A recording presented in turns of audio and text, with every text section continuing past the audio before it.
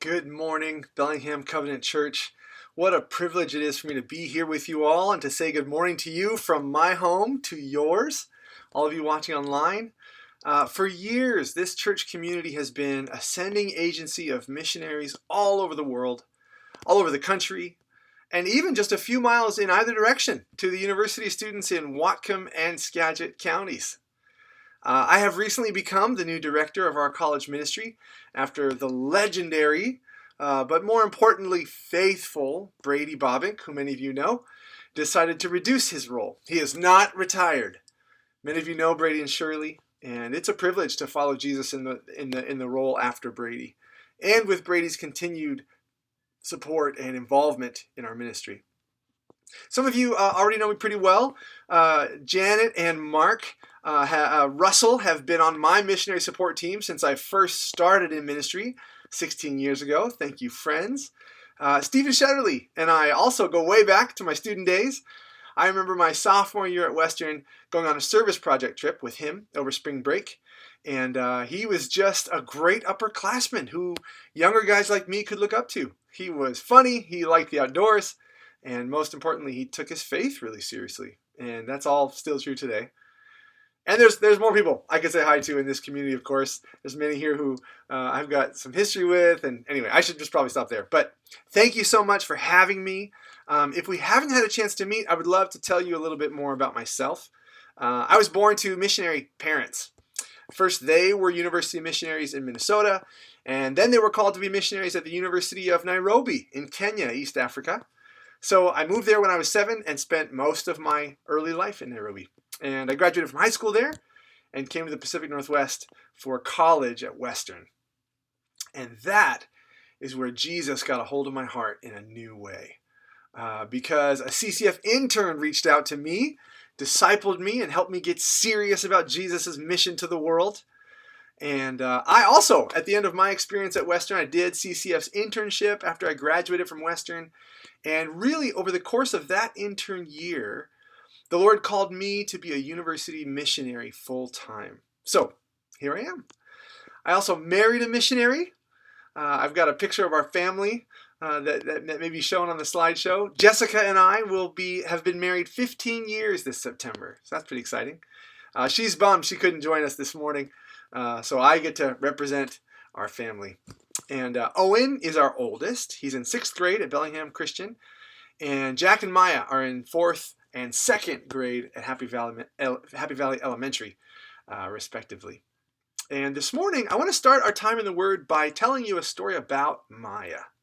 She's great. She actually scored a hat trick at the Northwest soccer field yesterday. I was quite proud. She looks exactly like her mom, like somebody zapped Jessica with a shrink ray, and that's my daughter.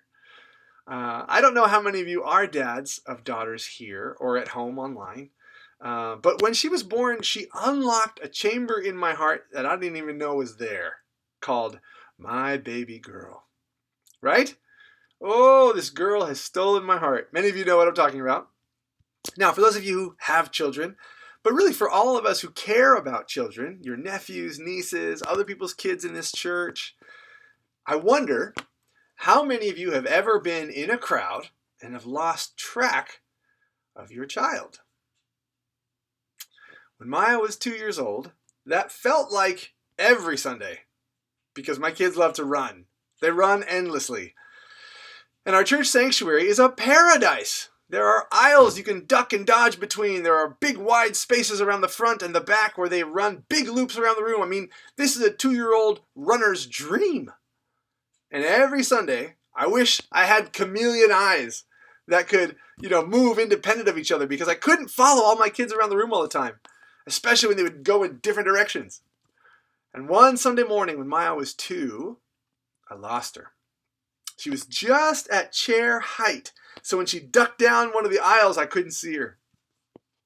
And there was a miscommunication between me and Jess. Maybe this has happened to you before at church, but it was time to leave, and I thought Jessica had Maya, and she thought I had her, and we couldn't see Maya anywhere. So, at first you're calm, right? You just start walking around the church, confident that, nice enough people are around, they know us, they'll find her. But then I realized that the front doors of the church were open. And there's a really busy street right outside. And Maya loves cars, and she loves watching them zoom by. Some of you parents, I can sense your heart rates rising, right? So I started to panic a little bit. I started collecting friends of mine who care about my kids too and asked them to fan out and help me find my little girl. And we could not find her. For that window of time, my Maya was lost. She was away from me. And there was a reasonable possibility that she could be hurt by not being close to me. And the longer I looked, the more scared for her I became. Sometimes I think that being a parent gives me a glimmer of what God's heart is like, at least a little bit. Because when the Lord created the world out of the goodness of his heart, he also created volitional human beings who are like him, right? His image-bearers were called in Genesis. People are God's lookalikes in the world. And because we're like him, we can relate with him.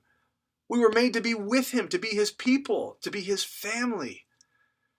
But in Genesis chapter 3, our human choices poison the story, don't they?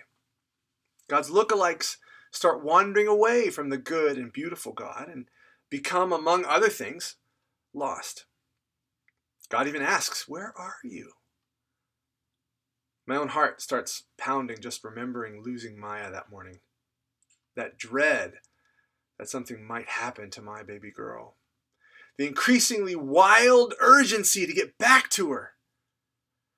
Now, eventually, I found her in the building. She had found a corner downstairs with some toys and was fine.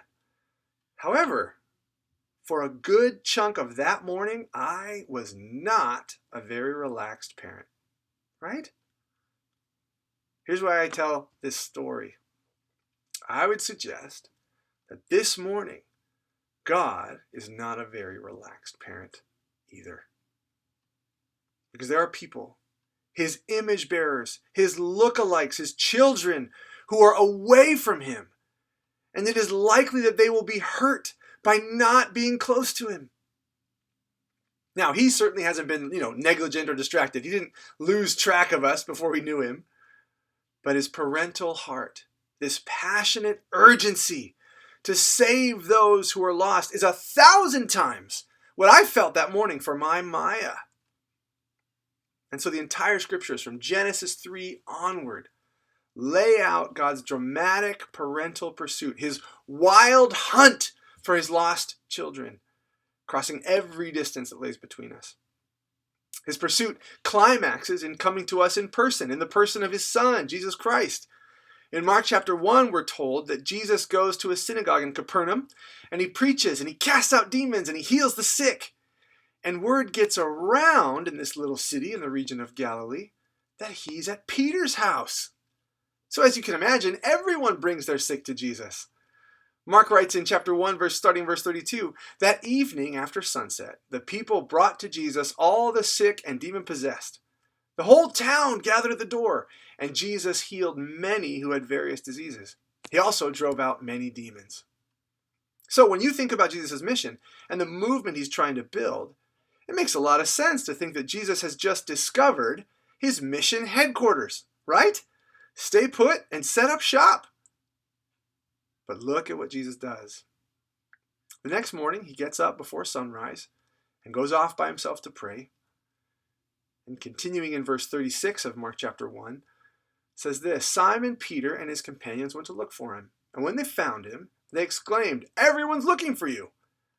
Jesus replied, "Let's go somewhere else, to the nearby villages, so I can preach there also. That's why I've come." So he traveled throughout Galilee, preaching in their synagogues and driving out demons. Let's go somewhere else? Why? Everybody loves you here, Jesus. Things are working. Why would you leave this?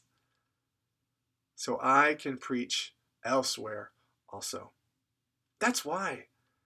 Jesus was not content with the positive response in Capernaum. He says so. There are more who need to hear. You might think, sheesh, Lord, can't you be satisfied with a little success? But if someone had come to me that panicky Sunday morning and said, "Come on, Jeff, you've got 2 other kids. 2 out of 3 is not bad. Why can't you be content with the kids you've already found? Can you imagine what I would say to such a person? God is not content with the kids he's already found. And Jesus tells stories that illustrate this over and over again. In Luke's Gospel, chapter 15, he tells the story of a shepherd who so values every sheep in his flock that when one goes missing, he will leave the 99 to find it, to search until he finds it. He tells another story of a woman who loses a very precious coin and clears out her house. She's tossing furniture, she's turning the place upside down, and when she finds it, she throws a party.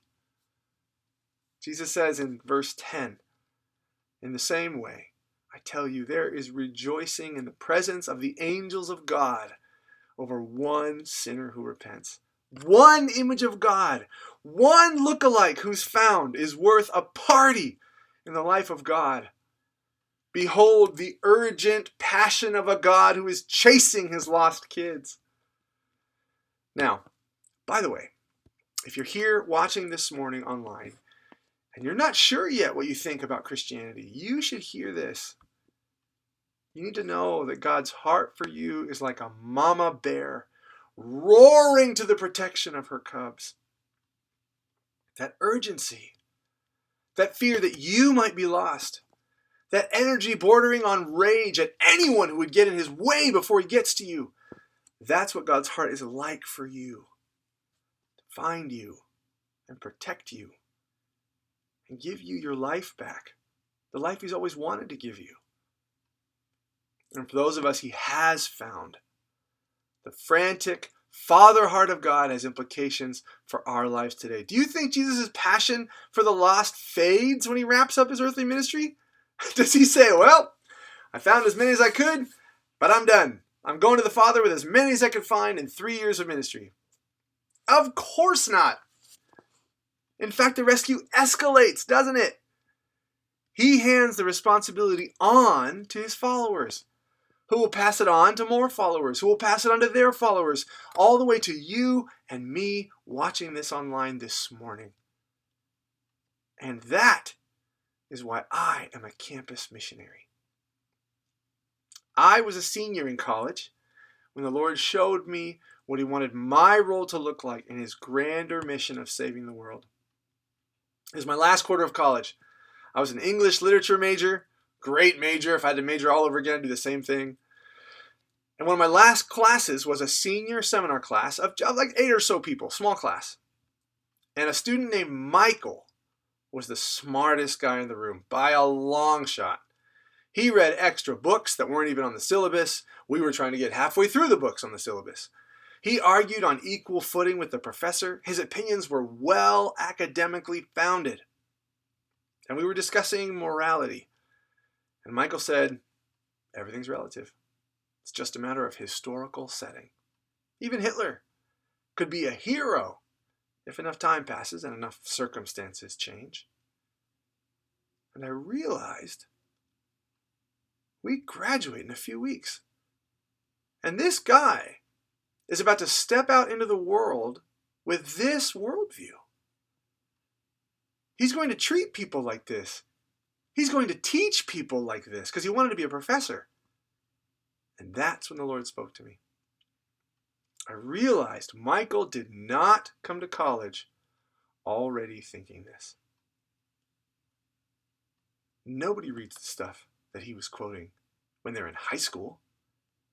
This was a college-produced worldview. His college experience shaped his worldview this way. That's when the Lord said to me, I want you to be a missionary to these people. This wild and crazy people group who paint their bodies at sporting events with boundless energy and wild, adventurous thinkers and a hunger for truth that ends up splashing out on my own soul. I wonder if any of you have college-aged kids. When I look out over our campuses, Western in particular, but also Whatcom and Skagit that I'm now in charge of as the director. When I look out over our campuses, I see your kids, or kids just like them. I remember that our Father is not a relaxed parent when He looks at our campuses. He is sprinting to find His lost kids in every classroom, in every residence hall, in every major. And He's called me and my wife and our staff and our students and our interns to join Him in it. And you know what? He feels that way about your coworkers, about your neighbors, about your mail carriers, your family physician, and the teenager with blue hair and a spike in her nose who makes your coffee. There is no one the Lord is not racing after, because God is looking for His lost kids. And we are the search party. You and I are the friends that He's collecting in that church sanctuary to fan out and help Him find them. Thank you so much for sending me and some of my teammates to university students locally and regionally and around the world. May God stir up in you and in me and in all of us as His people this urgency for His lost kids who are all around us. May the Holy Spirit capture our hearts and press us to them to reach them for Jesus. Thanks so much for this time to share with you. God bless you and your community. You're already such a great example of the missional heart of God in the world. I'm so grateful. Have a great week.